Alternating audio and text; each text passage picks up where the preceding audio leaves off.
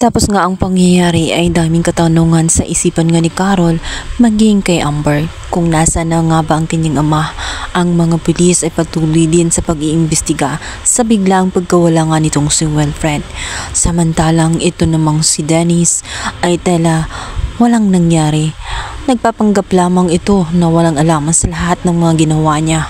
Nagkukunwari, subalit nakikiramdam siya kung nasaan ba itong si Wilfred. Nababalisa ang lahat at nagkakagulo sa loob ng presinto. Naroon ang mga kaibigan ni Wilfred hanggang sa dumating na nga ang pulis na mag-iimbestiga at sinabi nito na walang ibang makakapasok sa loob kundi ang pamilya lamang ni Wilfred. Kaya naman nakapasok sa loob itong si Carol at itong si Amber.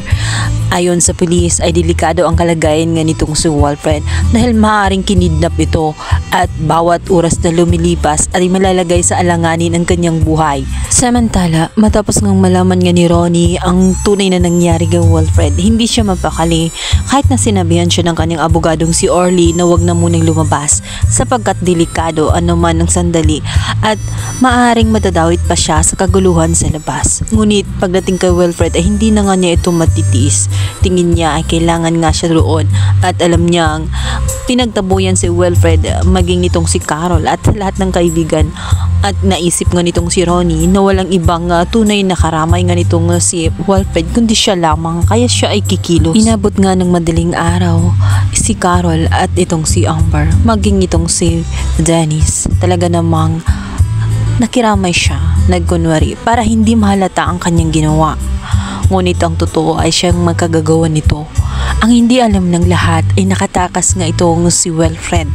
Buong akala nga nitong si Dennis ay tuluyan na itong namatay. Bigla itong naglaho dahil iniisip nitong nasa loob lang ito, ngunit wala na siya. Kaya naman na nagtaka din siya, kaya siya lumalapit at nakikiusisa na rin sa investigasyon dahil nais niyang malaman at makasigurado kung nasaan na nga ba itong si Wilfred. Lumipas ang mga araw dahil hindi pa rin natatagpuan itong si Wilfred ay magkukunwari pa rin itong si Dennis at patuloy na lalapit. Sasamantalahin niya ang pagkakataon. Kailangan sa kanyang paningin sa salamin ay kinakausap niya ang kanyang sarili. Kailangan umano ay magmukha siyang mabait sa harap ni Carol nang sa ganun ay matulungan niya itong si Carol at tuluyan nga siyang matanggap. Dito naman ay babalaan siya ni Ronnie at i-real talk siya na kahit umano ang kanyang gagawin ay hindi pa rin maaalis na hindi pa rin siya ang maging first choice at priority nga nitong si Carol dahil alam niyang ang mahal nga ni Carol ay si Wilfred, hindi siya, kaya masasayang lamang ang kanyang effort. Ito naman ay biglang magugulantang ang lahat ng mga nakatingin dito kay Dennis. Di niya sukat akalain dahil nakita nila na talaga biglang naging parang halimaw itong si Dennis na parang gusto na niyang kainin sa sobrang galit niya. Sa sinabi nga nitong si Ronnie, hindi niya matanggap ang katotohanan iyon. Samantala, ang hindi alam ng lahat, ito nga si Wilfred ay buhay. Hawak ito ng unang nag-imbestiga dito sa kaso nga nitong si Joy. At siya ay nagtataka kung sino nga ba at ano ba ang dahilan na bakit nagkaganon itong si Wilfred. Yun ay patuloy niyang inaalam. Binabantayan din niya ang bawat galaw nga nila Carol.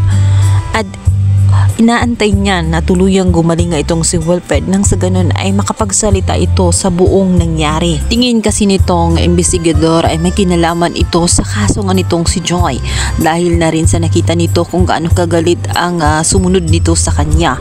Samantala, nalaman na rin ni Carol na may nilagay na camera sa loob ng pamamahay niya itong si Dennis, kaya naman niya ito sinumbatan kung bakit niya naisipan na lagyan ng kamera ang loob ng kanyang bahay sapagkat wala siyang karapat na gawin ang bagay na iyon.